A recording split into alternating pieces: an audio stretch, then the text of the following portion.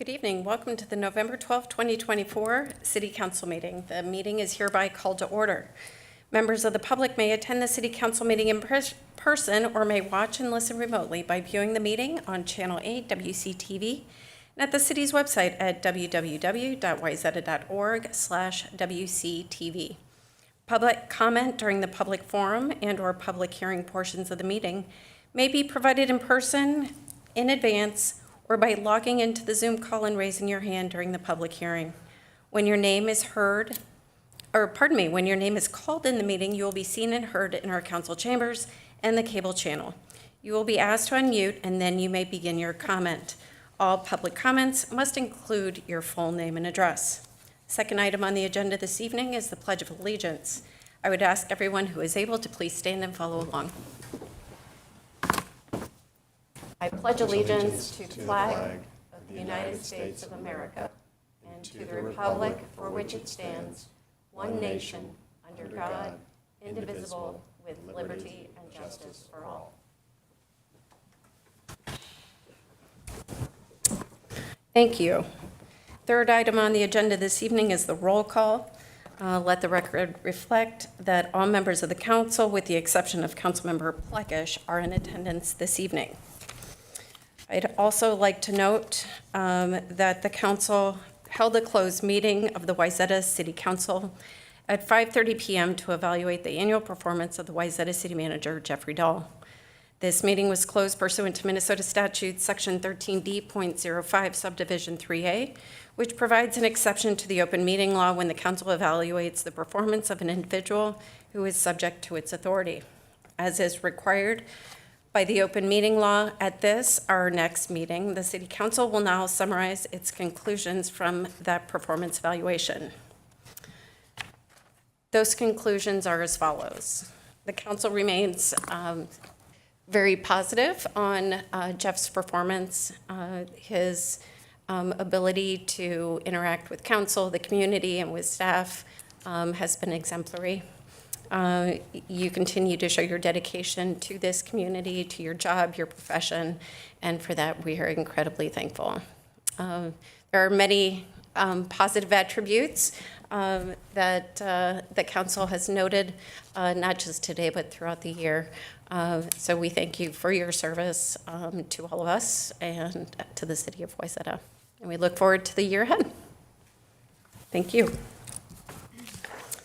All right, moving on in the agenda, our next agenda item is to approve the agenda. May I have a motion to approve the agenda as presented, or would anyone care to recommend any changes?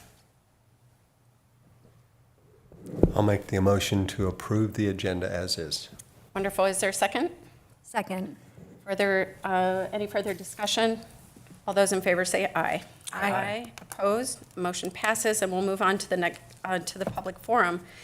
As a reminder for members of the public in attendance this evening who are interested in speaking, please state your name, address, indicate if you are representing a group, and we ask that you limit your comments to 3 minutes.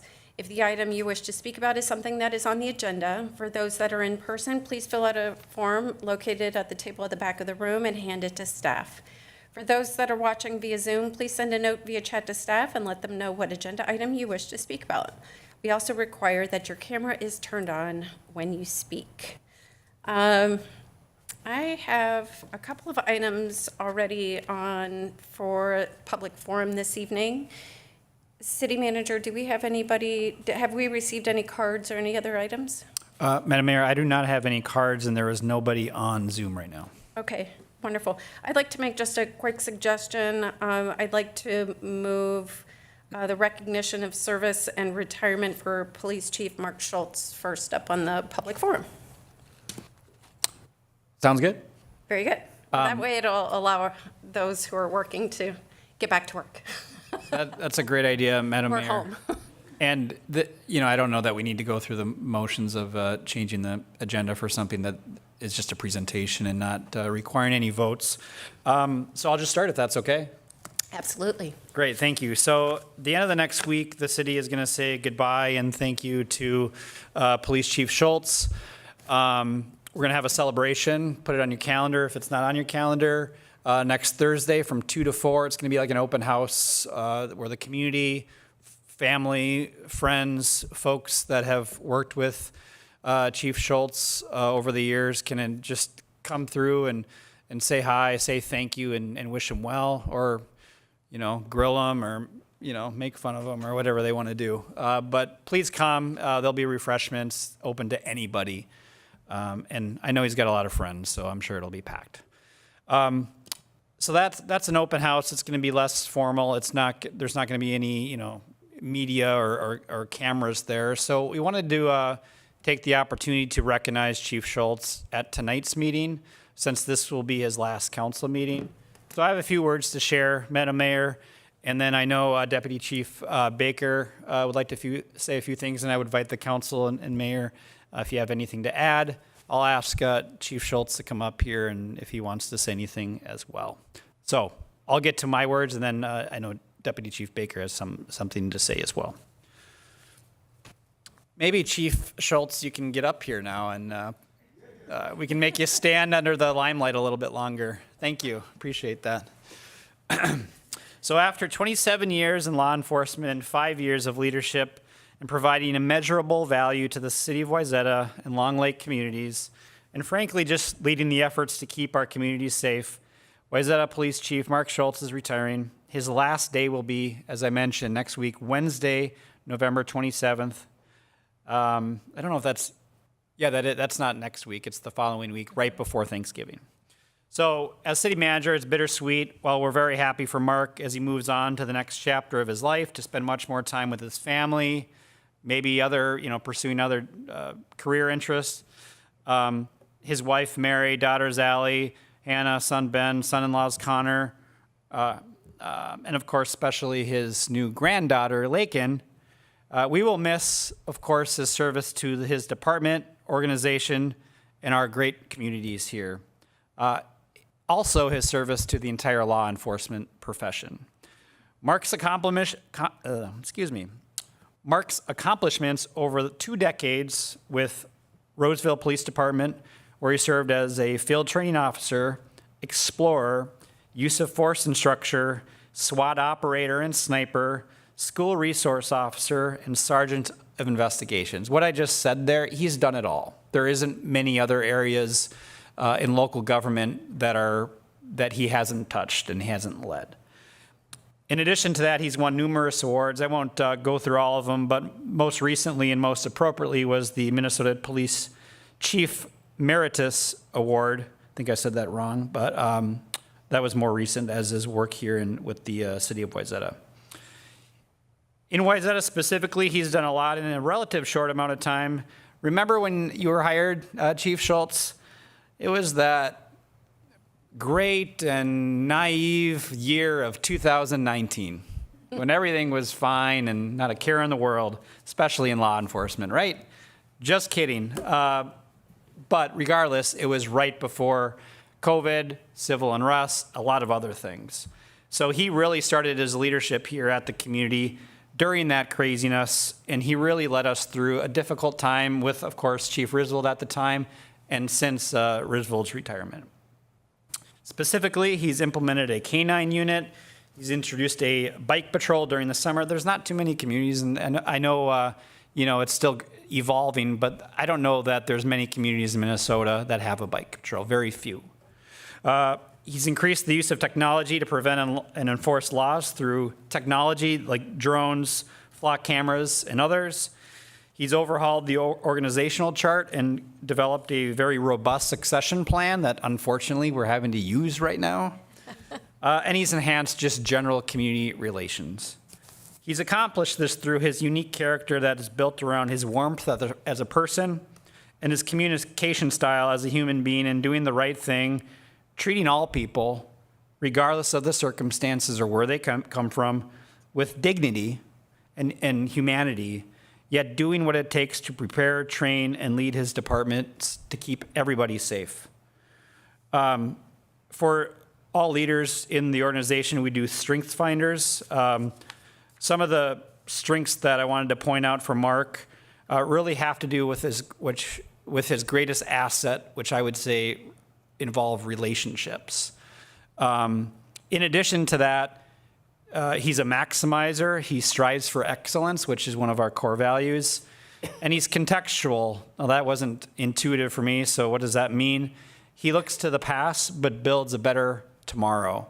And that speaks volumes about Mark. He does all that with just a tremendous amount of grace and ability to work with everybody and communicate really in a special fashion that really makes people feel at ease, which is an important and very useful trait for a chief of police. Lastly, the greatest accomplishment, I think, is the impressive team of peace officers, leaders in the community that he has supported, mentored in our PD, and the culture that he has really defined in his own way. For all this, Chief Schultz, and I know I'm speaking on behalf of the organization, the communities, the council, everybody, we will very greatly miss you. We will miss miss you dearly. But at the end of the day, we're just tremendously grateful for your service and really are going to celebrate the next phase of your life with your family and whatever the heck you do in addition to that, because I know it'll be valuable and effective as well. So with that, thank you again, Chief Schultz. We're going to miss you.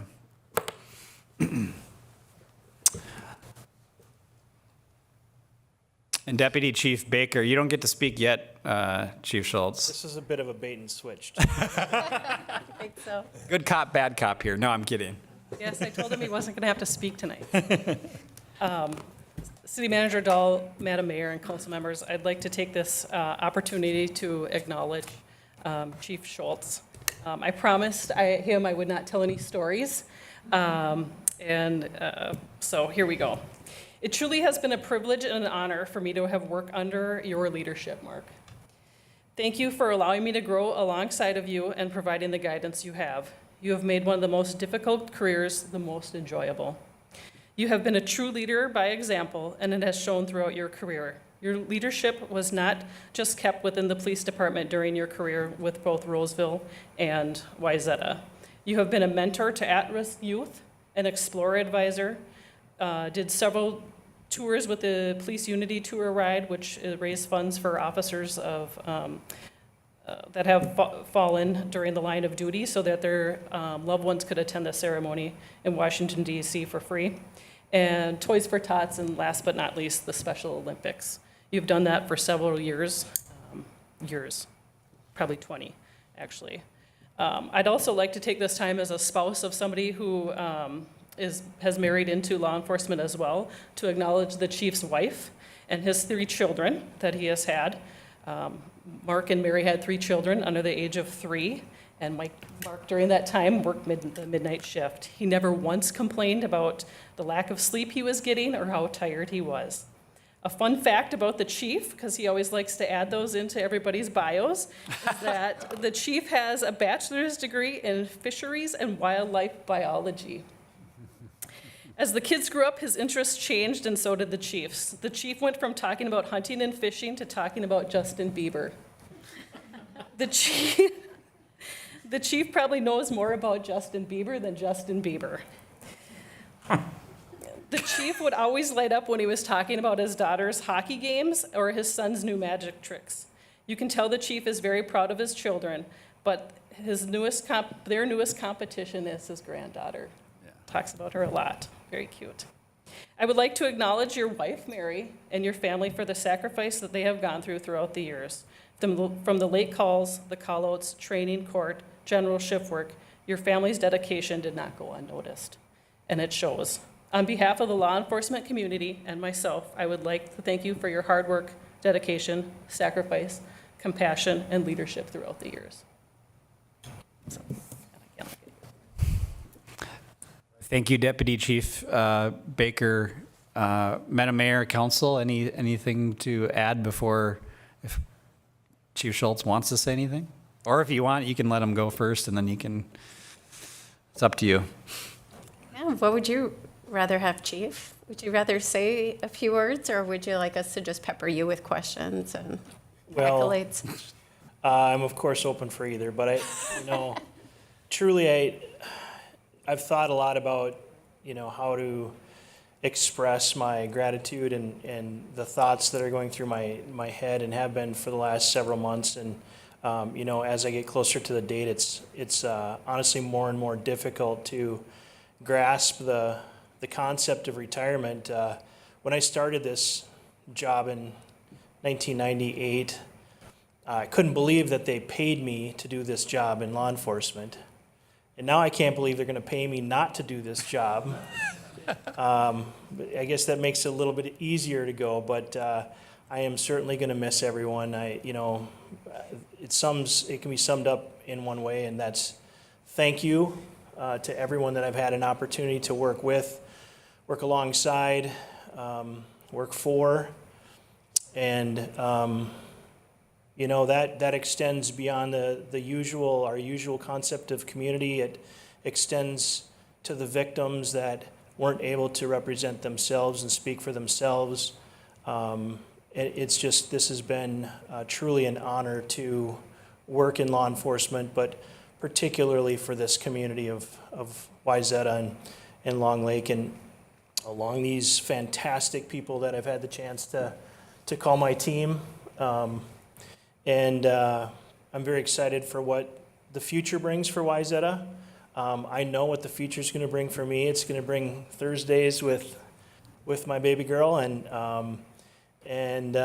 probably some trips to the cabin and some fishing and things like that. But the work must go on, and I know that they're going to do it well, and they're going to serve this community very to the best of their abilities. So thank you. Thank you, Chief. Council? Madam Mayor, I apologize. I forgot to mention somebody that's a huge presence in your life and is super proud is your father, Donald. I omitted that in my mention of family members, but I just want to make sure for the record that he's been obviously instrumental and you guys have a special relationship. Yeah. I'd like to say I got my work ethic from my dad, but I didn't even come close to his work ethic. My dad's 86 years old. He's a barber by trade. He's been cutting hair for 62 years. He still works full time.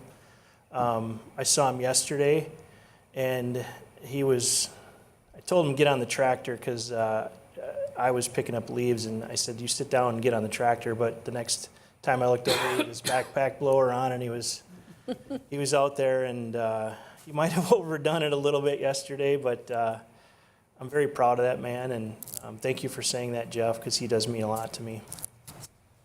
Wonderful. Any thoughts from the council? I'd just like to say a couple words. I guess as Deputy Baker and City Manager Dahl were talking about you, some of these words resonated with me too, and I'm like, compassion, warmth, born leader, practical. I think the things I think the things that resonate with me is you just seem like a happy person, and you're always smiling, and for all you see and what you've experienced, and you've seen kind of the rougher part of life, and with some of the things you see as a police officer, and I think we can all learn from that perspective that it's wonderful to have an optimistic outlook about life, even when sometimes things are maybe not perfect. So good luck with your granddaughter. You can always smile at her. She'll appreciate it. Thank you. Oh, wonderful. Well, the Chief and I had an opportunity to spend about an hour together before the City Council workshop for the final opportunity for me to interview you for the podcast. So that was a lot of fun. So thank you for sharing that with me. You started here in Wayzata about the time that I think just before I was sworn in as mayor. And so I'd like to kind of say we're kindred spirits in that regard. You taught me a lot, and I appreciate that. And, it is a difficult profession, and you make it look easy. And I think that's by the outward appearance of, You always have a smile on your face. You're always very warm and gracious with all of our questions, and educating us on the art of policing and the requirements to police a community so effectively. So thank you for that. We wish you the very best and can't wait to celebrate you next week. And then you can finally be rid of all of this gushing, because I know you're not a big fan of it, but thank you for indulging us through that. Well, thank you. I will certainly enjoy and try to soak up as much of my last week and a half as I can, and I have a few things on the list of to-dos, and so I think I'm going to try to leave here with as many things accomplished as I can in that short amount of time. But I just want to say thank you to all of you. Thank you. Absolutely. Thank you, Chief. Thank you. All right. Well, we are looking forward to next Thursday, 2 p.m. here at City Hall. That's right, here in the community room. Fantastic. All right. We are still in the public forum, and next up, we have an update of the Wayzata Conservancy fundraising and advocacy by Chair Blake Sandvold, City Manager. Thank you, Madam Mayor. If I could ask Mr. Sandvold to come up. Blake's been the chair of the Conservancy, who is the leading organization that really supports, advocates, and funds Panaway, and it's been a little bit. We've been busy with the groundbreaking ceremony, the ribbon cutting ceremony, and a lot of other things. So we thought it was a good time to have Blake come and just give an update of all the things that the Conservancy is doing. Perfect. So Mayor Mouton, council members, city staff, and everyone in attendance, really excited to be here today and give some good updates on what we're doing, what we've accomplished. And, I thought it'd be good to start off and kind of recap, what is the Conservancy, what is our purpose, what are we doing, and where are we going forward from here? So let's see. Dream is on the way. There we go. Again, to recap, key goals established for the Panaway project, and this is really going back to the earliest rendition, 2008-2009 timeframe when things were initially constructed, 2014 when the initial conservancy, the Lake Effect Conservancy, was established. So to look at the lake walk, lake access, connectivity, enhancing lakefront venues, purposeful public investment, environmental stewardship, Wayzata. That was something that kept coming up in a lot of the records that we found. So in short, clean, connected, welcoming Wayzata. And I think as we look at a lot of that, that's really what we've all done together. And that's great. So again, the Panaway project as a whole is really right now segmented into 3 different phases. So the first was the Lake Street and Lake Broadway Urban Park, the Panaway Plaza. That was accomplished in 2020. Lake Walk and Docks, accomplished earlier this year. And then the Section Foreman House, Eco Park, and Depot Park on the horizon. And we'll discuss kind of some fundraising that we're working on for that. Goal of the Wayzata Conservancy, and I was happy that how Jeff had put that in the meeting today, is really, it is a public-private partnership with the city. And that's where I really do want to thank all the city council members, mayor, everything you have done, city staff, and everyone around. It really is a partnership to get to this point. So thank you for everyone's efforts. Work with the city to aid in financial support of the project. And again, a key part is to advocate for the project. And that's part I think that can easily be forgotten as we're just talking through the numbers and everything. But it's a lot of getting out there, speaking with the community. And lastly, fund ongoing maintenance and operations costs. And that's been a large part of messaging that we've tried to continue to articulate with the city, not just city here, but in general with residents and business owners to make sure it is known that is our goal and purpose. So, in short, what has the Conservancy done so far? Quite a bit. It's been a strong couple of years. Generous donors, I think this is something that's not fully known, have given $3 million roughly to the Conservancy over the years.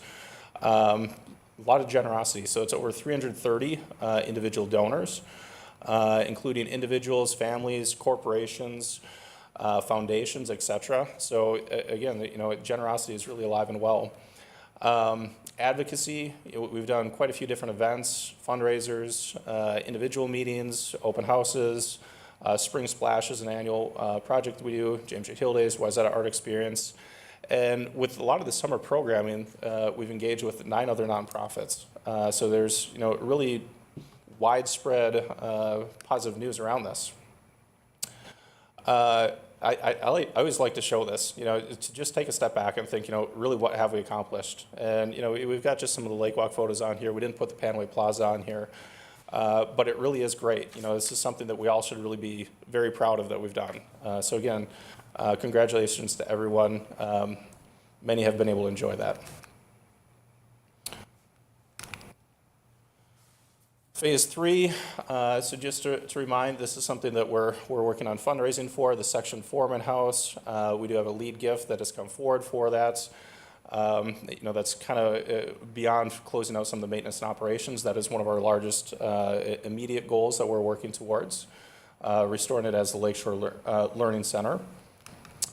The Eco Park around that, giving additional space for learning spaces, letting we can show it as kids getting down and dirty and having fun. Excuse me, and the remodeling of the Depot Park, leveling of land around there, etc. So, funding snapshots. So again, phase 1 is completed. Phase 2, predominantly completed. Here's what we have outstanding right now at this point. So it's something, again, that we took in with the City of Wayzata Maintenance Operation Memorandum of Understanding. Essentially, the goal was to prepay 10 years worth of maintenance and operations. The tally that was looked at for that was roughly $303,000. Scheduled over 4 payments. The first 2 have been paid at this point. We have 2 remaining ones that are scheduled for payments. First coming this coming January for roughly just shy of $92,000, and then one in January of 26 for roughly $100,000. So that is what we're still working on. Again, raising funds for to get that closed out. And then, excuse me, the dock memorandum of understanding. As a reminder, that was for the additional cost for the Kebney wood, which I have to say as a side note, I think looks absolutely beautiful. I'm really happy we did that. That was roughly $222,000 in overages over the proposed value engineered proposal.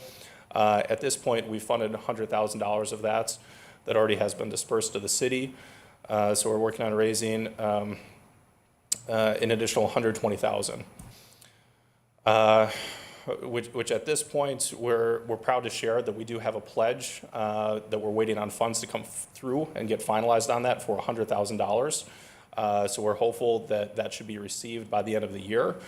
We're working on, I'll go through this at the next slide, but we're working on some additional parts to close out that gap. But we are hopeful that to make that happen this year still. Phase 3, across all 3 components of the project, for kind of some initial numbers we're looking at, is roughly in the ballpark of $10 million. There'll be cost escalations and inflation adjustments over time, of course, as we get closer to that, depending on when funding comes through.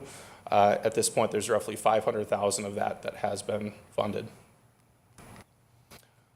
So lastly, which I'm sure you're very concerned about, is what is our approach? How are we going to look to try to close this out? Really, a large key part is engaging the community. That's something, again, with the advocacy, that's a very large part of what we do, what we strive to do. A lot of different outreach, different events, Spring Splash, Wayzata Art Experience, James J. Hill, private hosted events. We have a couple who have raised their hands for us that are interested in hosting in their local community, friends, neighborhood, etc. So we're going to test those out this summer again, or this winter again, for some indoor events. Ongoing discussions with stakeholders. And we do have a Give to the Max campaign right now running as well. We're working towards raising $25,000 is what we have that out there for. So essentially the goal is with that, in conjunction with the pledge that we have, that should be able to close out the MOU. That is our goal on that. So really, again, it's kind of a two-phase approach that we have our fundraising team working on. One is essentially a capital campaign to close out the MOUs, have all that balance done, and really from there preparing for phase 3. So that is where we are at on things. So I hope that helps to see some of the hard numbers on where we're at and what we're working on. Great, thank you. City Manager, anything to add on those points? Madam Mayor, I'll just add that it's good timing that Blake's here tonight because the next item on the agenda for new business is to talk about some change orders and where we fall within the budget. And I'll just note that everything that Blake had mentioned here is incorporated into our budget, and we'll see. Spoiler alert, we're in pretty good shape thanks to Conservancy and the diligence of staff and the council along the way. I like your optimism. Council, questions? No? I have a few. Sure. So thank you. I know you had a conflict that came up before the last meeting. I think that was on the Correct, yeah. 5th Yeah. or something like that. So this information is helpful. The doc MOU, that was due in June. And if I remember the events as they, when we understood the cost for the Kebney, we were going to go with a different material. This $200,000, when the Conservancy came back and said, hey, we can fund this, go ahead and move forward. I need you to, Peter?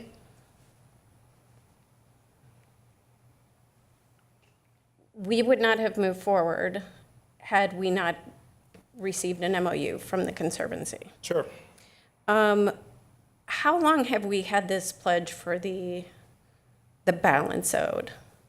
My understanding is quite some time. Yeah, it's been since the summer, and we've been in very frequent conversations with this individual, this household collective.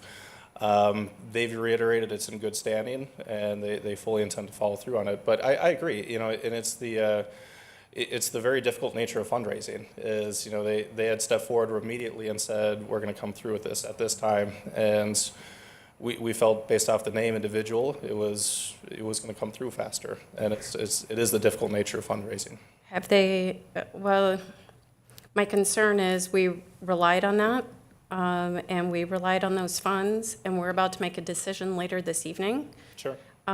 Based on having those funds paid to us. It's a substantial amount of money. What's your level of confidence that we will actually receive it? So I mean, we don't want I'll pay you to, I get it. I get it, and it's a tough bind that we're both in on that, and it's judgment calls that we're both making together that are, in the best judgment call with information we've received, and we do have a high degree of confidence in this, and it's someone that they indicated why we've had the pledge for some time, but they have, but I would say for personal confidential reasons. But they have shared it with me, and it hasn't swayed me with what their information is for why. It hasn't swayed me from believing that it won't come through. I'll say that it's unique, personal, confidential discussion. I understand, except what we do up here isn't personal and confidential.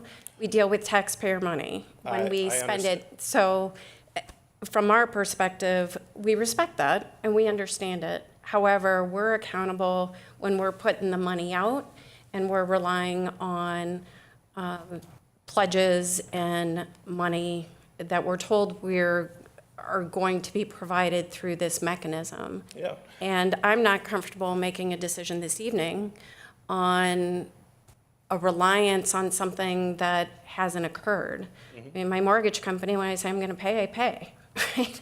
I mean, it's an obligation that we have, and so I'm frankly very concerned, and I'm concerned that we only have 100 of the 120. And we have another obligation of 91,000 that's due in January at the same time. Yep. We're already 5 months behind on the first payment. We don't have the full amount.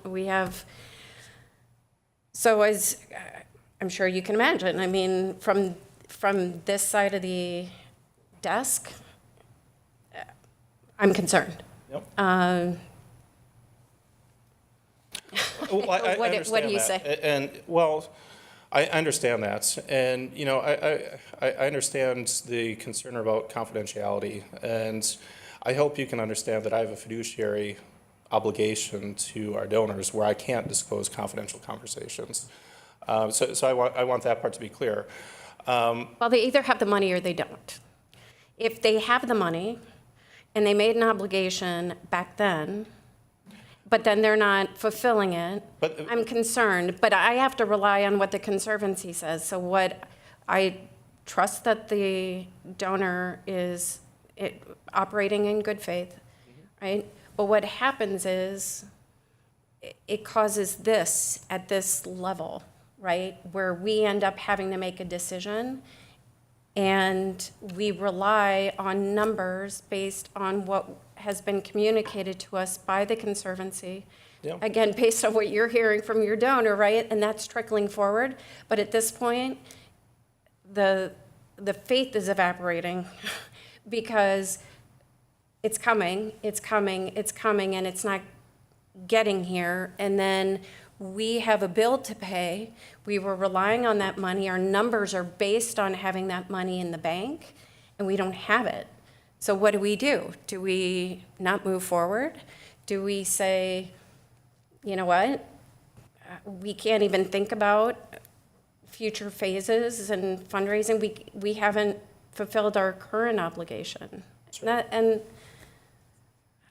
in good conscience, much like you have a fiduciary responsibility to your donor, we have a fiduciary responsibility to 4,600 residents of the city of Wayzata. And I'm trying to have a better understanding beyond when I call the city manager and say, have we received the money yet? And the answer is, well, they say it's coming. And that's been what I've been hearing since June. Right. I understand that. And like I said, it's the difficult nature of fundraising. And, you know, when I stepped into this role, you know, it's not something that I took lightly on this. And again, this is something solely volunteer time because I believe immensely in the city. I believe immensely in this project. And, you know, there's immense passion for that. And I think this is the right thing to do. You know, when we're working with the donors, it's working in best faith that we're both looking forward on this. And, you know, when I relayed that, we had full good conscience that things were going to come through faster. And that's really why I look at this and showed that, you know, even though we just have that, we're not just relying on that sole $100,000. You know, from a historic standpoint, the fourth quarter, that's how I look at everything in finance, is really one of the largest quarters for giving. And from the standpoint that foundations, trusts, et cetera, a lot of times look for year-end disbursements. And we've got other donors that we're engaged in that have discussed interest in six-figure donations that haven't got to the pledge point. And that still may come through at the end of this year. I understand what you're saying from the standpoint that it's difficult to make decisions on that. And that's why we're solely just trying to relay this to you and our best faith, you know, guess, I guess, not guess, conversation with our donors on when they may want to do this. They've said to me that they still fully intend to. And, you know, I've had nearly weekly conversations with this donor. And they have relayed to me they still intend to. And still intend to with potentially working on other family members. So, you know, it's something I do personally believe that it will come through on that. But, you know, regardless, we're not stopping there. We're going to continue to have other conversations with other donors. Yeah, thank you. In terms of, you know, you mentioned the Conservancy was started in 2014, I think. Yeah, that was the year that I started on the council. Yeah. Helped in the formation of that. You've raised $3 million in that time? Yep. I think the vast majority probably within the last It's been 3 probably more years. back-end weighted, yeah. Yeah, much more. City Manager Dahl, in terms of, we have a partnership and a memorandum of understanding with the Conservancy. You're in communication with them regularly as well for those funds? Yeah, we're in communication usually twice a month to talk about where we're at with the project, where we're at with funding, events, things like that. So I feel pretty good. This is a team. We've got an actual agreement. It was actually 2016 when it was started, because it was one of the first things that was actually implemented when I started for the city of Wayzata. But regardless, we have a longstanding actual agreement that spells out the roles and responsibilities. As we talked about earlier, it's really to advocate and fund for the project. We are a team. We rely on each other. Everything is in good faith. But clearly, as we get down the road to this, through this agenda, we talk about expenses. That's more of a risk tolerance discussion, which we'll have as it relates to the budget and some of the other expenses and revenues that I'm prepared to talk about in a little bit. Okay. And I'd like to add, if I may, on that, in addition to the ongoing conversations with Jeff and formerly Emily, when she was involved with that, it has always been the city, the council, or the Conservancy's rather, ongoing view with board meetings that there's always a council member who is on that. Currently it has been Council Member Parkhill, formerly Council Member McDonald. They've been present at every one of our, most of our meetings, which there's full transparency, disclosure about what we go through at that, as well as our funding status.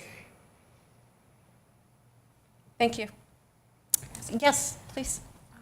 Wait, could you go back a couple slides to the portion about Phase 3?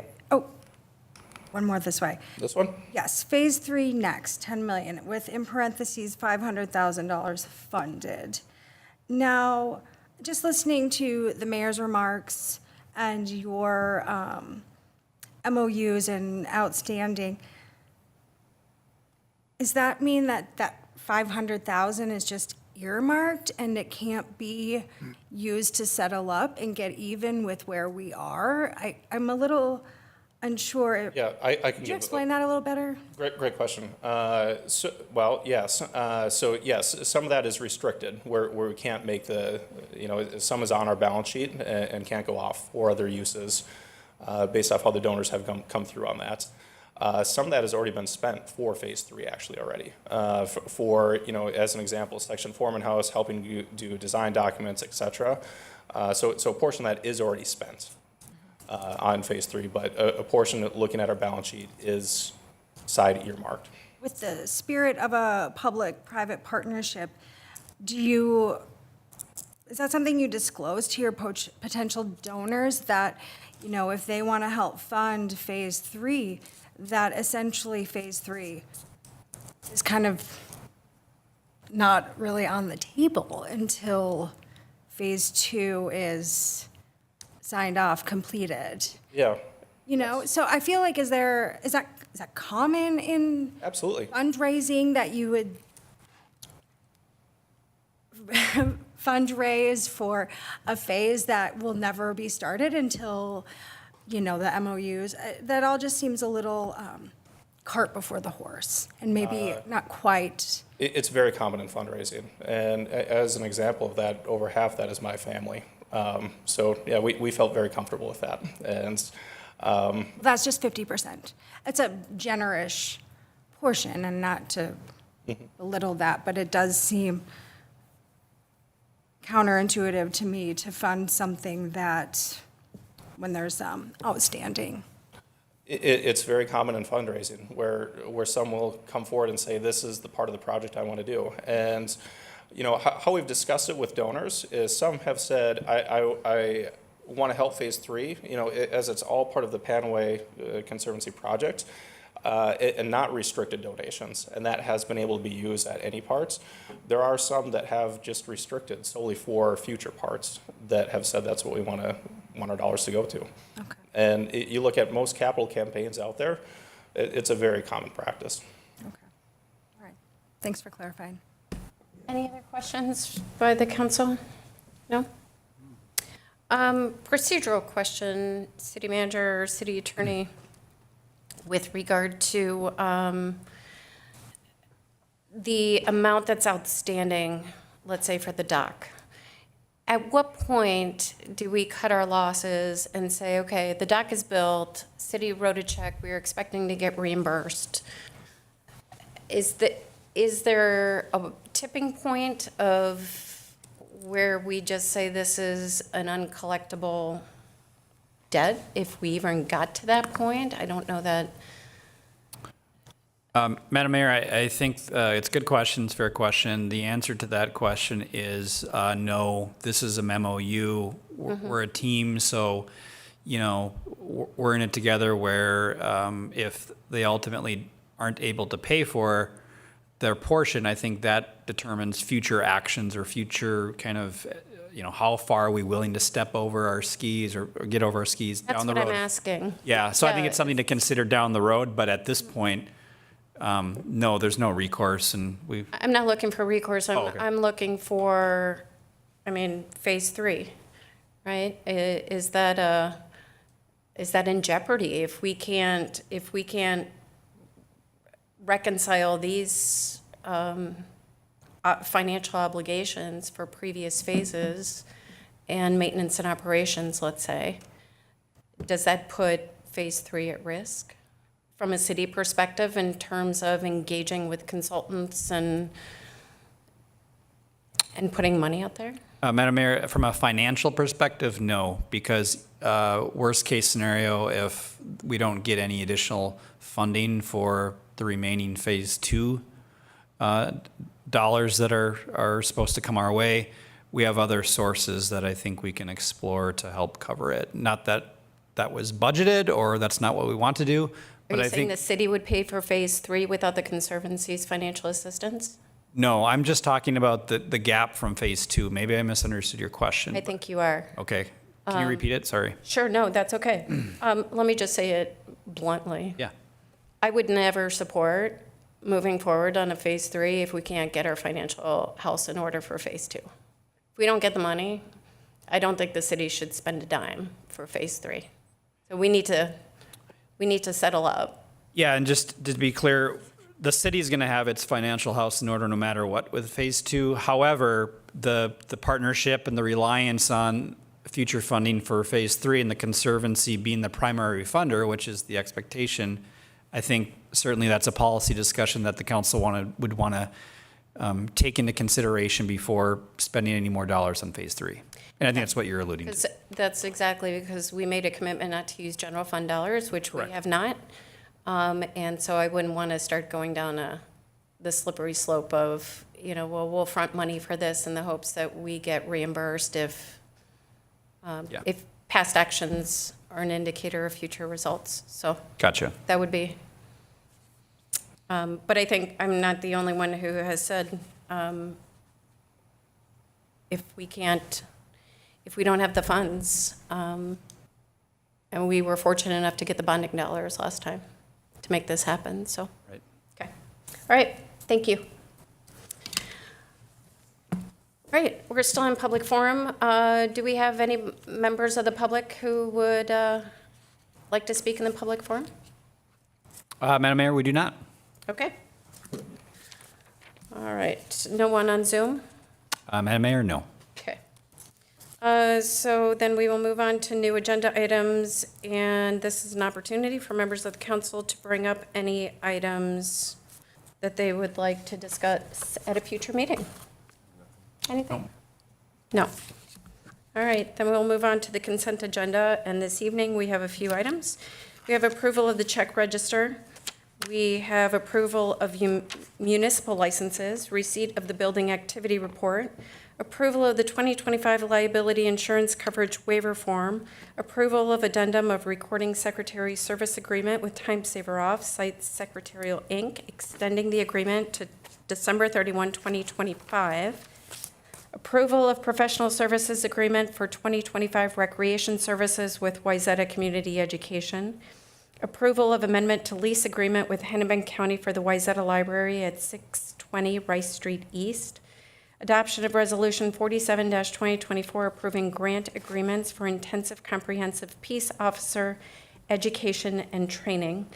Approval of Northern States Power Company Excel Energy amended and restated transmission line easement.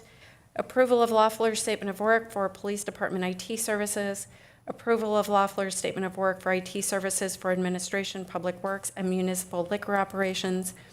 And lastly, approval of the second reading and adoption of ordinance 843, special events. Members of the council, do any of you have any questions or wish to pull an item for further discussion? No? All right, then would someone make a motion to approve the consent agenda as is? I would make that motion, Madam Mayor. Thank you. Is there a second? Second. Any further discussion? All those in favor say aye. Aye. Opposed? Motion passes. It takes us on to new business. First item under new business is to receive an update on Panaway budget and consider authorization of the execution of Panaway change orders. City Manager. Thank you, Madam Mayor. I'm going to walk through this item. I just want to say, in terms of the project budget, if there's a question that requires some more detail, I've got the expertise of our fine Deputy City Manager to the right of me to help me with any questions. And then also, as it relates to the construction component, the actual change orders, Bob Jansen is here from KA, and he's happy to chime in if need be. Just before we get into the actual change order request, and it pertains to the discussion that we were having earlier, I do want to give just an overall update of the project budget. Now, what this is not is current expenses and revenues pertaining to the project, because that would look a little bit different right now. What do I mean by that? Well, of course, as we just talked about, we do not have all of the conservancy dollars allocated for the dock additional amount. We have not gotten the sales tax credit that we are assuming that we will get because we got state legislation passed for that. But on the flip side, in terms of the cost, the project isn't completely built out yet. There's a fair amount still that we have not yet paid, just because of the lag and invoicing and a retainage that we keep. So overall, it's a little bit different, but that's a moving target right now. We're on track ultimately, but what's in front of you on the screen tonight is just generally speaking, at the end of the day, where it currently is now, how we think the overall budget's going to pan out. You can see that over the course of the project, we have increased revenue to cover some of it, including the conservancy amount, as well as when we started, we didn't know that we were going to have the sales tax credit. That was done, at the middle of the year, essentially. And at the same time, we've had additional construction costs, whether it's change orders, adding scope with the docks. So it's been a moving target, but overall, as you can see, we expect, despite the uniqueness of this project, despite the curveballs that we've had, that we're going to be on budget, if not a little bit more. That a little bit more amount is probably enough to, if we have to make any tweaks to the docks, which we're planning on, we just don't know how much they're going to be with regard to the bumpers. We think that's an amount that will cover it. If it doesn't, there's other sources that could cover the dock and bumper overage. That could be additional TIF. It could be the parking fund, which we're allocating paid parking for the docks into that fund now. So we do have other viable resources that can be utilized that would not include the general fund, and we feel very comfortable about that. So I want to pause there before I get into the actual change orders to see if there's any questions about the overall budget. Not at this time. Great. Anything to add, Deputy City Manager? No? Cool. Madam Mayor, Yes, please.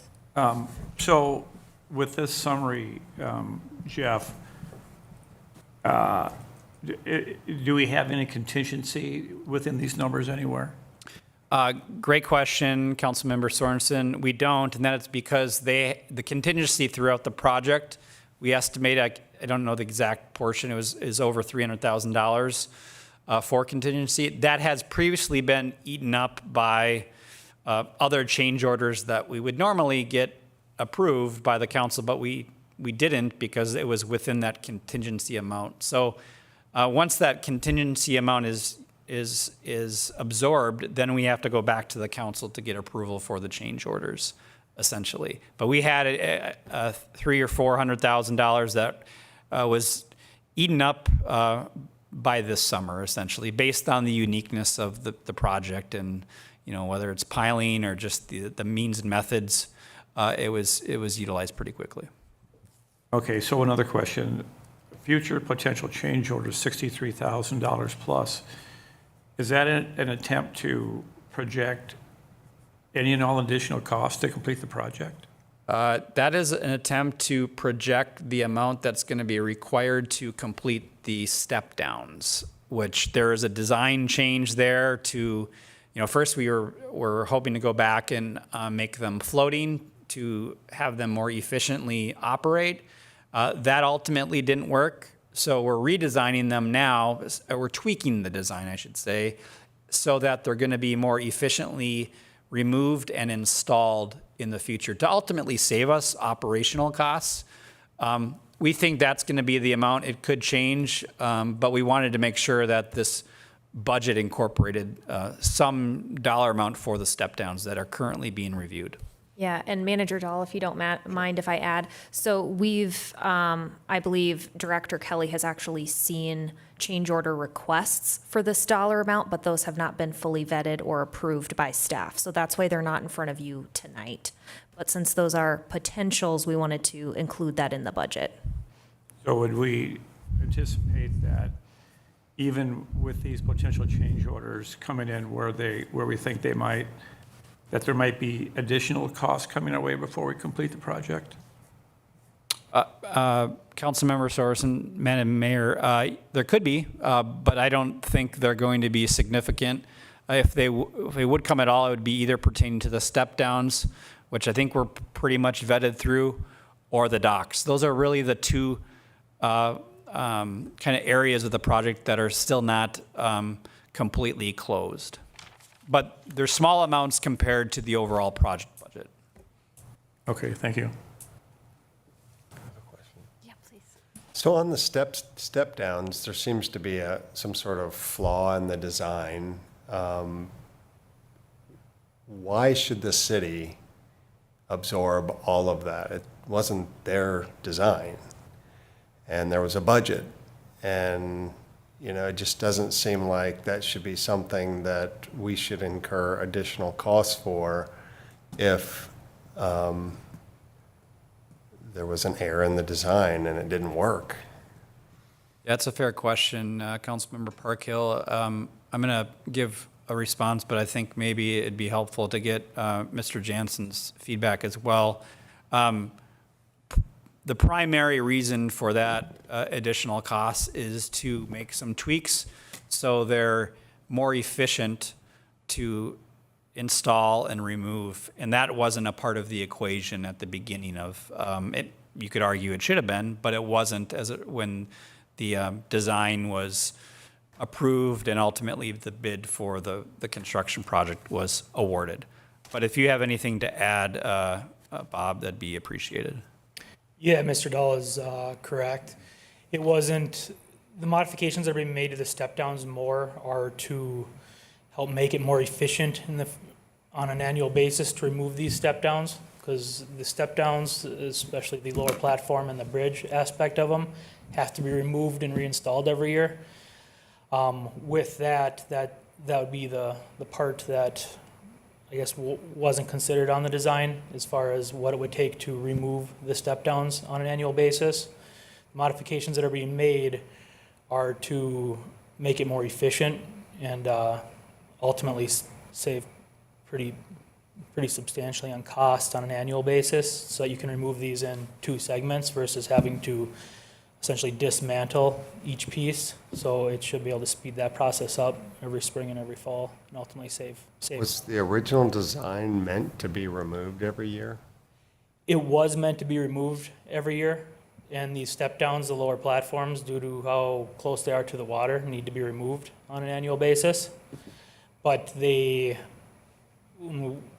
upon kind of investigation of what it would take to remove these on an annual basis and the bolt connections that make them, you would have to disassemble, take apart the framing and the structure, store them, bring them back and reassemble. So when we looked at that with Mike Kelly and with the fabricator, we were able to find out there's adjustments that could be made so that a crew could come out and similar crews that would remove you like your temp docks in prior years could come out now and attach to these and remove them relatively easy now. Be able to pull them up, bring them onto shore, not have to disassemble, reassemble every year. Was there money in the budget to assemble and disassemble the step downs from the get-go?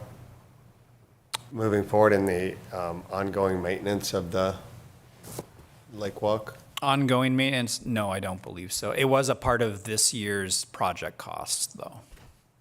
Because I didn't remember anything about ongoing in and out. I thought they were permanent structures that, because we should have budgeted for the in and out. And if there was a cost, and now where it's going to be less of a cost because of this cost, I guess it would be good to know that. But what was the original budget to take it in and out, or original thought that it would cost to take those in and out? Councilmember Parkhill, that's something that we have just been starting to explore as they're now built and that's why we propose making some tweaks. I think Bob can probably give you the best estimate of the difference with these tweaks, a generic, a ballpark number that will give you an idea of the savings that would be involved. Yeah, I mean, generic numbers, when we started looking into this, asking contractors what the cost would be to remove and reinstall the step downs as they were. I mean, early budgets were around $50,000 a year. To do so, by making these modifications, the annual cost should be less than $10,000, and we're working through that right now to be able to pull these. So, but as of the estimates that we've received recently, it's going to be under $10,000 to remove these. Is that something our public works staff can do? We've talked about that to see, and we have a better chance of doing that if we do make these tweaks to make it, less of one big dismantling project. So to be clear, the ask for tonight, the change order, is the 165,831. Correct. The future potential change orders, the 63,000, is for the step down that is in the process of being re-engineered. Correct. Okay. So we're not considering anything with relating to the step down at this juncture. Not tonight, no. So my bigger question is, looking at all of the items, these are all items that have already, I'm trying to understand the order in which this is coming to us. These are all items that have already been done. So why do you need our approval now? Shouldn't we have provided our approval before the work was done? That's a great question, and generally speaking, in order to move the project along, as we were able to meet our timeline, and there were issues that came up that needed to be done, we thought there wasn't a choice. And in addition, they needed to be vetted, and that takes time. At the end of the day, the contractors that are working on the project, they're taking a risk by doing it because they know very well that they don't have council approval. But given the nature of the design and the project and the construction, that they got to go through a process, and ultimately, if it's reasonable, the council will consider it and then, see what happens. But they've been vetted, and I think Bob can probably provide a little bit more detail as to why now versus before. But this is a conversation that we've had repeatedly, and this was the process in terms of timing that the construction team recommended. They're making recommendations on when council considers a change order? When they're ready to be considered, yes. Because if Do tell. Because we look to you. We don't look to them. And I'm really trying to wrap my head around this because I put myself in your shoes. I wouldn't put myself out there for $165,000 on the hope that you don't have a council. But we have the construction expert here to our left. And I'm just saying this as someone I don't think I've ever seen this process play out this way. And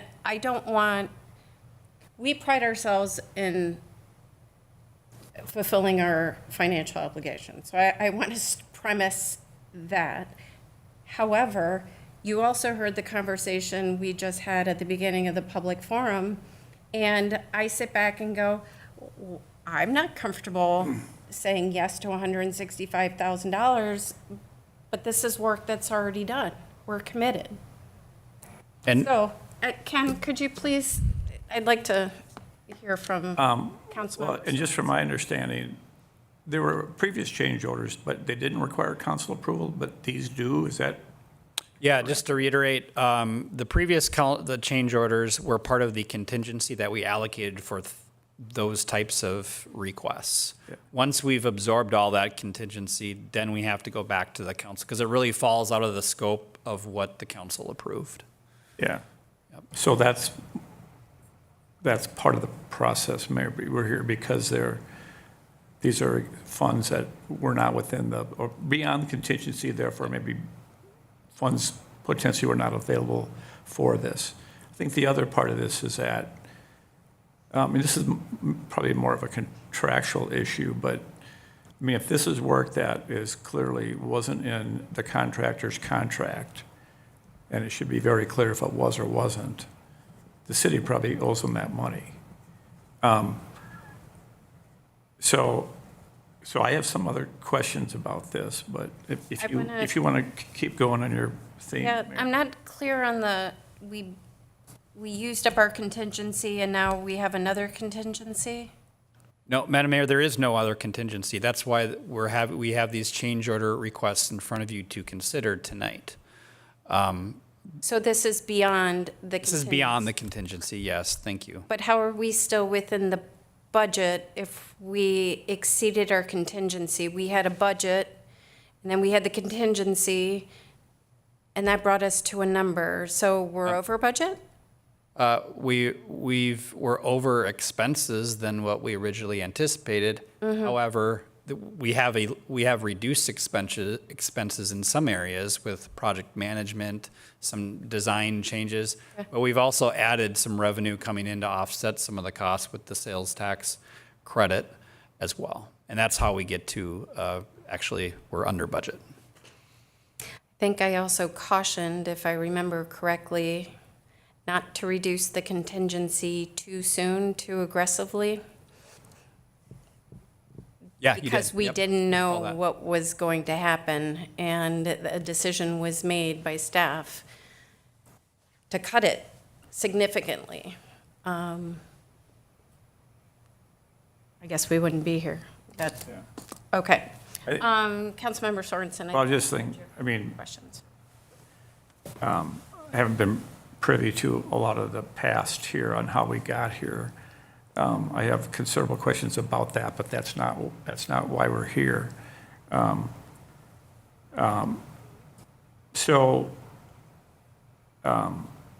have a few questions specifically about the change orders, if you want to talk about that. Well, Madam Mayor, I do, and Councilmember Sorensen, I do have the rest of the presentation that highlights the actual okay. change orders. Because this was, the intention was to get a kind of a context of the budget. I think we got there with that, despite, some valid concerns and questions. The next item was to go through each change order and see if you have any questions. So happy to go along with however you'd like, but that was kind of the plan. Yeah, let's go through that. Cool. That's a good idea. Okay, so summary, there's 4 or 5 of the change orders. The first one is pile obstruction. That's about just north of $18,000. That was for a surprise when we had a boulder in the muck of the ground that the pile was driving in. So it had to be broken up specifically to allow the piling to be installed per the plans. We thought maybe we would run into that along the way, and we did, but we didn't. We don't budget for something specific like that. Ice breaking, a little over $22,000. That was to break the set of ice to allow the precast beams during the winter conditions. And it was done right before ultimately the water froze over. Our intention was we wouldn't have to pay that because everything would have been done prior to that point in time. However, with the pile depth delay, the delay caused by the increase in the pile depth and the later start because of the DNR restriction, we did run up to those winter conditions. Next one is the hydro crane setup. Rationale again there is due to the winter conditions that we had hoped at the time that we'd be done with construction. But ultimately, the contractor needed to use a hydro crane to install the final 4 precast planks over the railroad. It's that tight area along Broadway where we don't have space on land to work with. We have to go over the railroad to get to the Lake Walk structure. Remaining acceleration towards the end of last year, we brought in another barge and a second crane to make sure we got all the work done in time before the deep thaw, or the deep freeze, came through. Ultimately, we had an estimate for $200,000. The original fee was $106,000, which has already been approved. Another component of that, another phase of that was $60,000. Ultimately, that was less than what they anticipated, but it's still a significant amount, and it was needed in order to expedite the last kind of remaining bit of the lake walk. Lastly, we have rail stiffeners. I'm not going to pretend to be a construction expert on this, but ultimately some additional reinforcement of the railing were needed in order to ensure with the precast and how it was built that there wasn't any tension or wiggle to both the railing with the cabiny on top to not. Yep, there needed to be some stiffeners added to the top rail of the railing system as the railing system was being tensioned, because it's a cable rail system. As it was being tensioned, the cabiny rail couldn't, I guess, carry the loads on the top, so an RFI was sent in, and the structural engineer record responded back with the addition of stiffeners through that top rail that's underneath the cabiny top rail. Thanks, Bob. And that's it. So that totals the $160,000+ that we are requesting tonight. 165, thank you. So pause there to take questions. I have a question of my colleague, actually. Councilmember Sorensen, when you have a project, a construction project, and it's designed and engineered a particular way, and then you're at the point of implementation, or the build, and then you have somebody, the installer, that says, well, this isn't gonna work. It was designed, it was engineered, it was drawn to spec, the parts were ordered. Who's responsible for that? I mean, I could draw a house too, but it doesn't mean it's gonna withstand any wind or rain or anything else. But I'm a little flummoxed by, hey, we design and pay money, substantial money to have a project designed, and then at the time of the build, we get things like, oh yeah, that's not gonna work, and oh, by the way, now you owe another 42,000. I mean, if you're recommending materials and a design and a building method, wouldn't you know that? Yeah, so Madam Mayor, your question is pertaining specifically to this last issue, right? Correct. And I had the same question. I mean, normally There you go. you would ask all the questions associated with, well, why doesn't it work? Is it, if we built it according to how it was engineered and designed, is it a contractor issue? Is it a insufficient design to start with? And you would typically have those conversations with your consultants and professionals and trying to resolve it the best you can, within those people that could be responsible. So find out what the issue really was, and to the extent you can hold them responsible. And I think this is an example of that. Could we talk about that, this example, and why we're at this point? Sure, Madam Mayor, I would ask Bob to kind of highlight the need there. Yeah, I mean, this was an RFI that came through. It potentially, and we talked it through with the structural engineer record and the designer Civitas. An RFI came in and it was discovered when the cable rails were being tensioned on the cable system. And it would pull the uprights out of plumb. So once they were under tension, started looking at it. The way that the top rail would be mounted to the uprights, it would ultimately wouldn't be able to carry that load, and the mounting devices, the screws, essentially to the top rail, would end up shearing off. So ERA looked at it again, and it's potentially tied to a value engineering change order too. That was approved early on in the job, where some value engineering was accepted to the railing system. So part of that could be adding some of that VE back into the job to help stiffen up that system. But yeah, it was vetted out with all the consultants on the project. It was, and it was constructed per the I'm sorry, could you speak up a little? I'm sorry, but yeah, it was vetted out with the structural engineer record and the designer to review what was causing it and what the fix would be to make sure that the system could handle that load. So. And so then we go back to the designer and the structural engineer. Why are we getting the bill if they're the ones who designed and engineered it and it didn't work? Madam Mayor, I would say, based on the changes to the design with the value engineering and the risk that we take with building a lake walk in a ground that we didn't know how the pilings were going to respond. So it hadn't been done before, and I think there's probably a little bit of a variation as a result of that, as we just find out. I'm just talking about this particular item. Yeah, I understand that, but it's all gets back to, the precast and how everything was designed, because everything kind of is related to each other. But as far as any more detailed explanation, you're not hearing from Bob. I'd have to go back and respond and table the item. Please.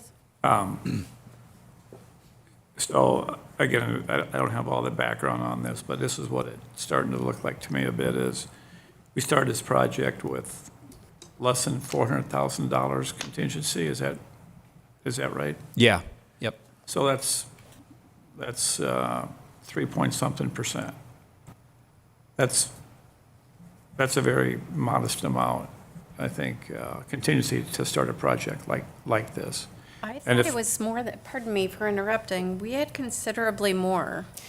It started at 6% prior to bid time. After After bid date, it dropped down to 4%, is where contingency was after bid day. Okay. Well, see, even with that, I mean, a project like this, it probably started out with a pretty modest contingency. We spent it all. You know, if we were still within the contingency amount that we had, that we started with, we probably wouldn't be here talking about it.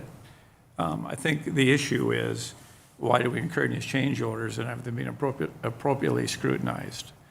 And they're appropriately scrutinized, I don't think we have a lot of, at least I don't have a lot of insight into answering that.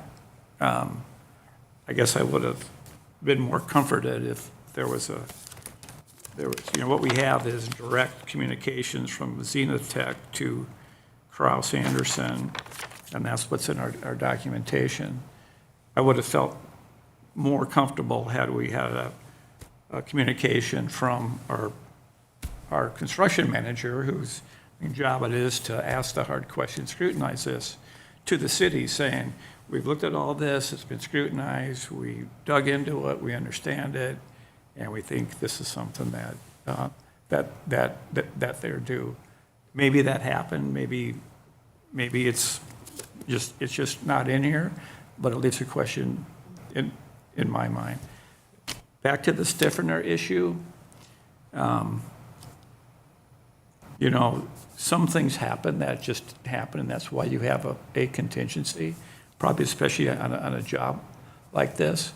I think the issue is, if there gets to be too many of those, especially associated with one design firm, then you have a hard discussion about who should really participate in being responsible for it financially. I'm not sure in this case just how many of those kind of go back to maybe one designer or one issue, but you know, that's kind of why you have a contingency to deal with some of that smaller stuff. This one's a pretty big number. But that's just the one issue. Can we go back to the other items on the request? Yeah, I have a comment. Yes, please. So on the pile obstruction issues, we hit a boulder, had to break it up, cost 19 grand. Yep. So on the pile obstruction, there's no, I guess, in the contract with Zenith Tech, there's no obstruction costs.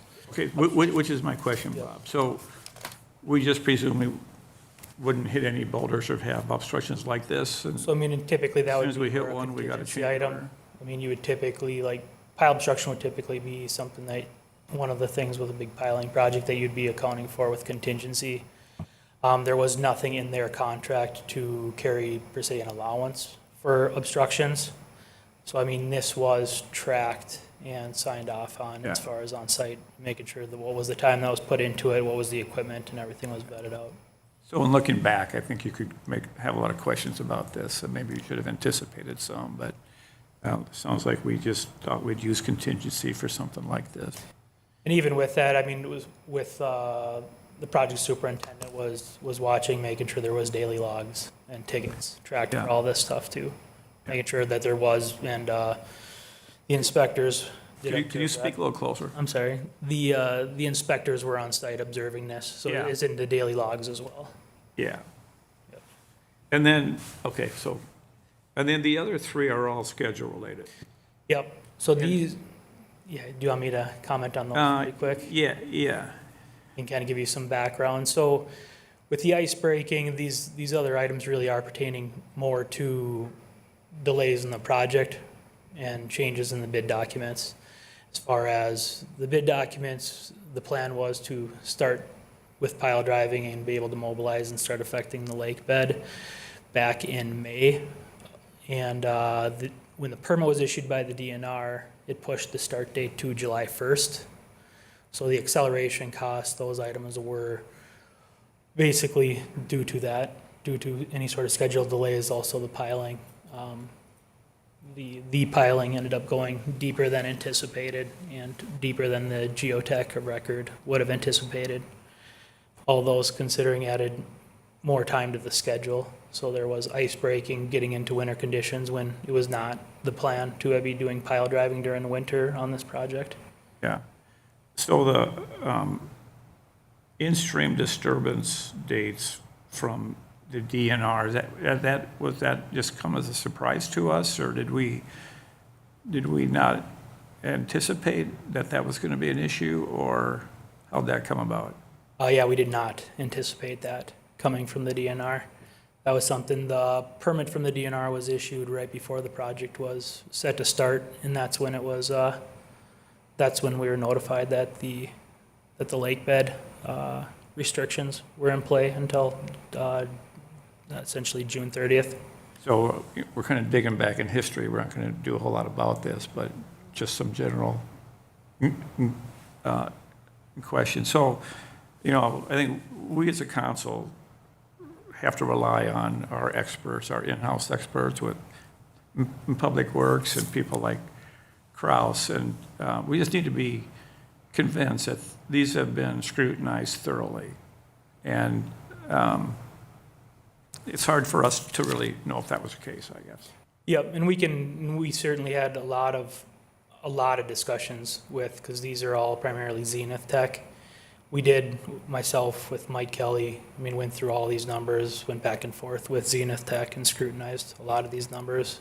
We can provide documentation as well to show how that looked.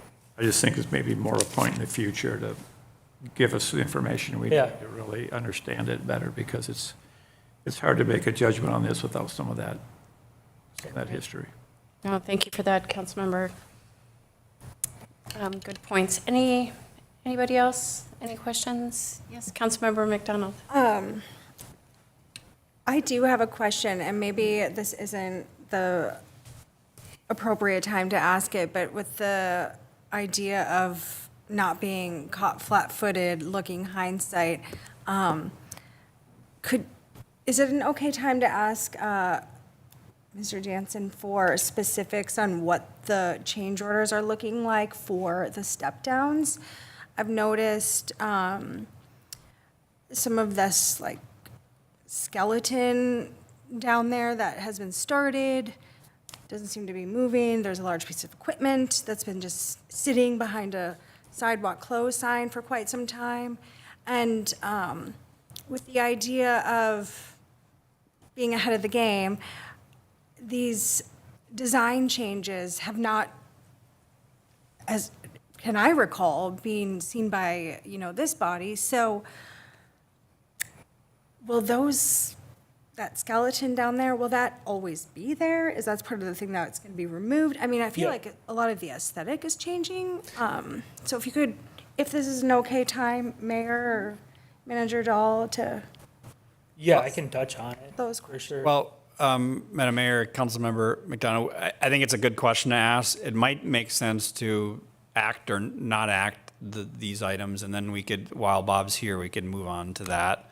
If you like, otherwise, it is all related to each other, so I don't think it's out of line to talk about that. But to keep it focused, might be a good idea to consider these items first. Well, I appreciate Councilmember McDonald bringing it up, Yeah. because we don't want to get something, decisions are being made outside of the purview of the council, I think is what I'm hearing from Councilmember McDonald. And then you're going to, and I use you in the broad sense, this council will be asked to approve the cost. Yet we haven't seen the design revisions. We don't know any information about it. And it, again, seems like maybe there's a bit of a disconnect in terms of what are we going to be asked to, being asked to approve something up after the fact is too little, too late. So how about we do this? How about we ask the city manager to get some information and come back to us for the next meeting? That would be great. I'm perfectly comfortable working through the issue at hand, but it just seemed like maybe a good time to bring that up so that we don't find ourselves asking to pay a bill that the work is already done. Yeah. And Mr. Johnson, if you could maybe be at that workshop or whatever Yeah. Yeah, I think that's a great idea. get some answers. Yeah. Yeah. Okay, great. So we have a summary of change orders in front of us to the tune of $165,830.98. We are being asked to authorize staff to execute those change orders for the Panaway project. I'll bring it back to council in terms of their thoughts. I can start. Sure. Councilmember Parkhill. I think maybe we were a little optimistic on the 4% contingency, number one. That may have been oversight on anybody involved with this. I would say that I'm feeling the same way about not being involved in some of these decisions. And for example, maybe we could have gotten rid of the step downs if we knew they were going to cost us X amount per year in and out that wasn't budgeted for, and an additional $63,000. So we weren't given the option to try and balance the budget with that. But I know in building, there's always unforeseeable things. I'm not sure, I mean, maybe we could have thought that there was a boulder somewhere in the lake and put some money aside for it, but I think we would have been paying for it anyway, either through a budget amount or a change order. Ice breaking is a little surprise, given that we didn't get a freeze until sometime in January, but I guess it happened. It normally freezes by December 1. And then the other items, you know, little hard to ascertain exactly how we could have mitigated that. At this point, I don't think we have a choice. I think we have to pay for this, but I think my biggest request is some transparency and clarity. We're up here forced to make a decision after the fact, and it's really not fair to us. It's not fair to the community either, that all of a sudden these things are here. And it's always the city that ends up eating it. And I see that in a lot of things. It's like we get overbilled and we get overcharged afterwards in a lot of times. And so that's just a little me venting, because watching some of these budgets go through are just like, holy smokes. And it's a bureaucracy, so things get through. But don't see a way out other than to pay these, but I have expressed my dissatisfaction with kind of the process related to this. Thank you. Next, Councilmember Sorensen. Yeah, I pretty much agree with Councilman Parkhill on that. I think at this point we have little choice and to rely on the experts that we've hired to manage this. And I think a little more documentation would have probably made us a little more comfortable that we are making decisions that we felt a little more confident in.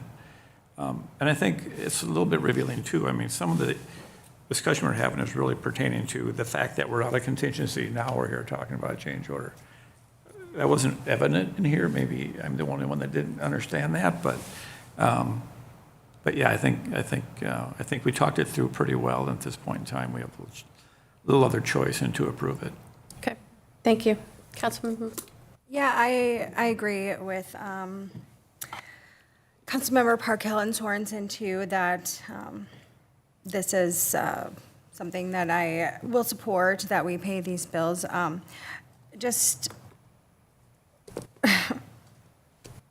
Mayor, I'm just wondering if I could just push back a little bit about holding off on next meeting, until next meeting about this, the step down update. We have Mr. Jansen here tonight.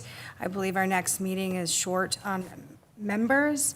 And since the work is already in process, I and we could do this offline with Manager Dahl too, but I really wouldn't be comfortable waiting another 2 weeks to get the answers to those specific questions. So again, sorry that I keep bringing up something that's not in front of us, but I just wanted to make that comment. So for this 165, 830, and 98 cents is something I do support and will vote in favor of. No, thank you.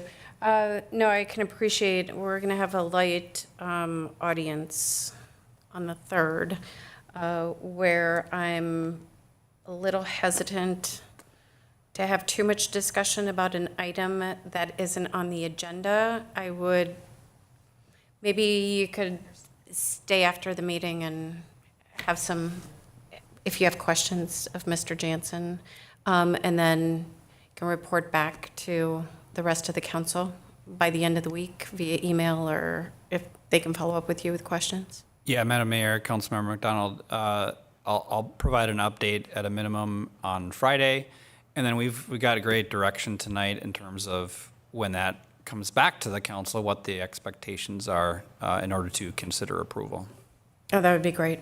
Would that work, Councilmember? Yes, thank you. Okay. I appreciate that. Absolutely. Very much. It's not that I don't want to talk about it, but I, out of respect for, citizens who might otherwise be tuning in to learn more about a specific issue, if we talk about it. Makes perfect sense. Okay. And if further discussion needs to happen at the next meeting, then let's make sure to have that on the agenda. Okay. Okay. All right. I too, if we owe the money, we owe the money. However, I'm going to vote against this, and I'm going to vote against it for the reason that our budget is counting on money that we don't have in hand. And when we back out just one piece of it, we're not under budget, we're over budget. And that's where I stand. That's as simple as that. So what my colleagues have said about the order in which these things are presented and the amount of information, all of those things. In fairness to staff, along the way, we were told it's going to cost extra for an extra barge. It's going, but when we get the information in drips and drabs,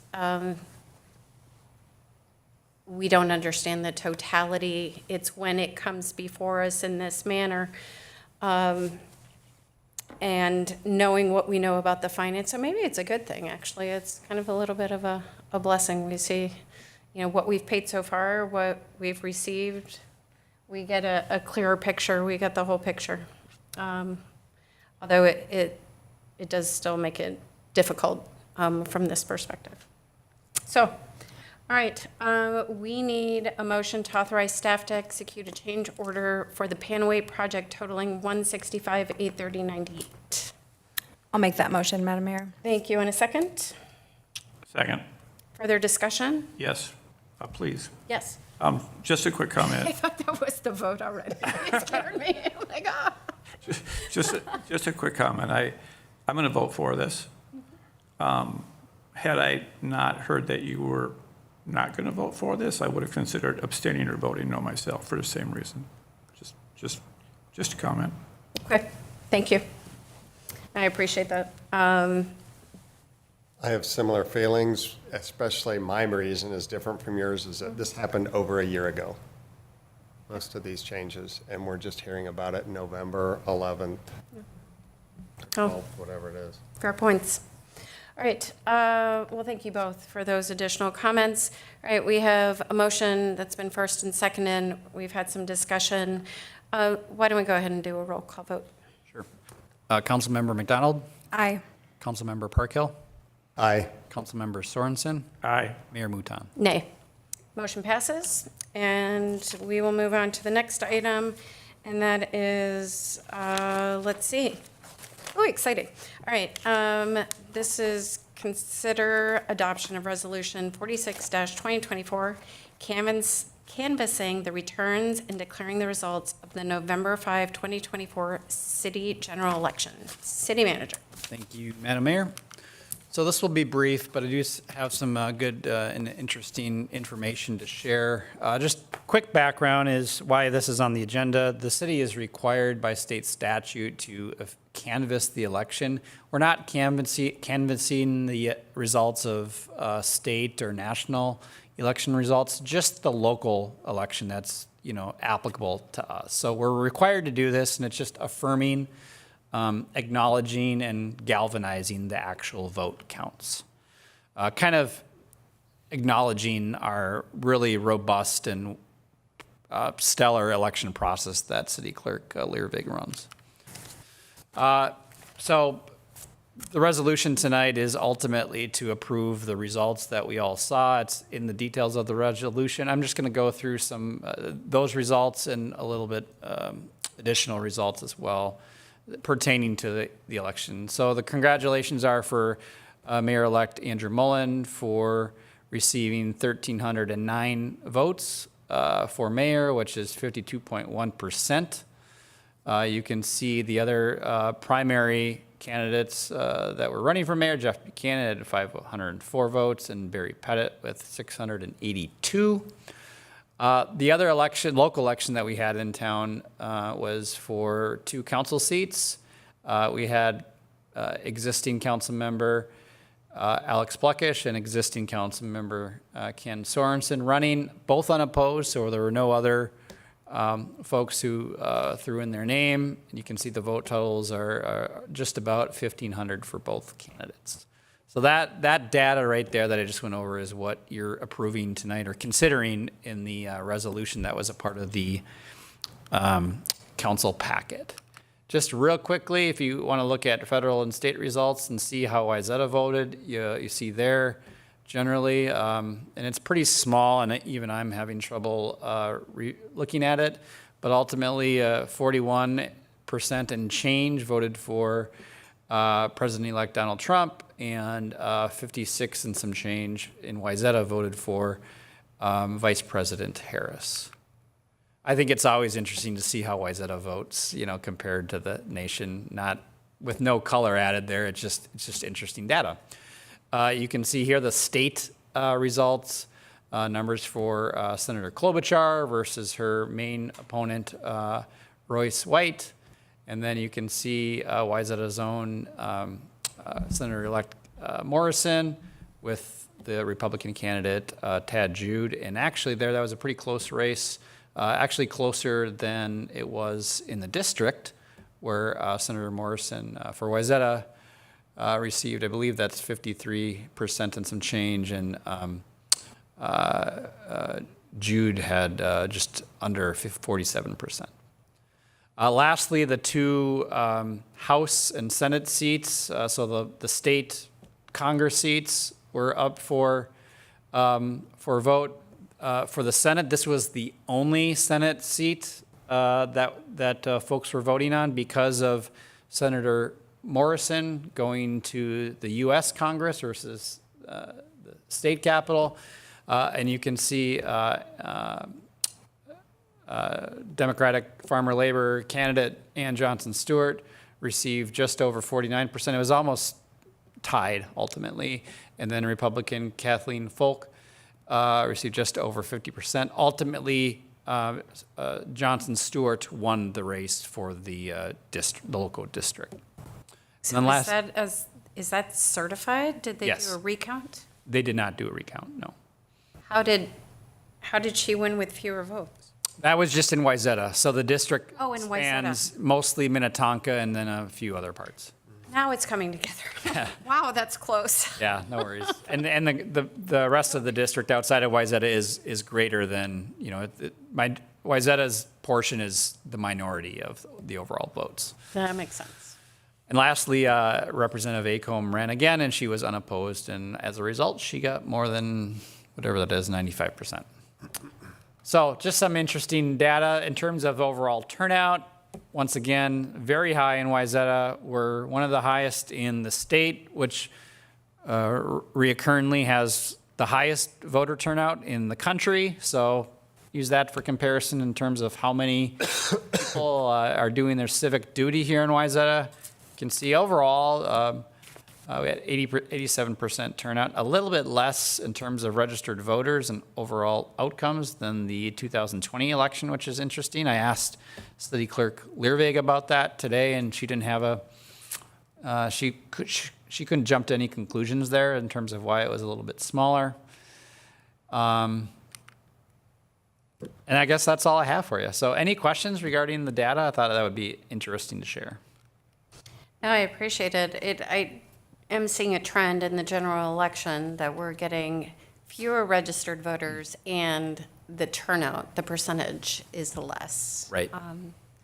I don't know where everybody's going. Maybe they're leaving the state sooner to flock south. I don't know. Yeah, it could. I think that's probably part of it. 2020 was a weird year with COVID and a lot of mail-in ballots, so I don't know if that played into it, but I think those two dynamics probably were the biggest determinant there. Well, as people can see, I mean, elections are close, especially in a town like Wayzata. Yeah, every vote matters. Yeah.